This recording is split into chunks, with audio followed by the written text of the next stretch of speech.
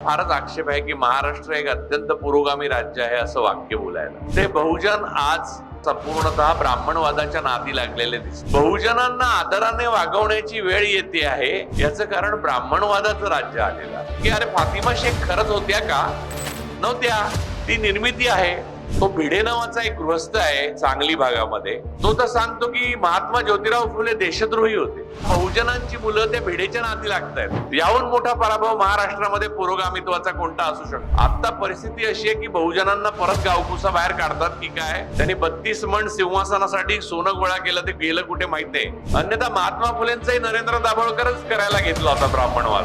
नथुराम गोडसे नावाच्या पहिल्या अतिरेक्यानंतर ब्राह्मणांनी धडा घेतला की स्वतः पिस्तूल घेऊन पुढे नाही जायचं। गांधी वध म्हणतो आणि बोलताना बहुजन माणसं पण वध म्हणून जातात। बहुजनांनी हे लक्षात घेतलं पाहिजे की हिंदू नावाचा कोणताही धर्म नाही, तिथे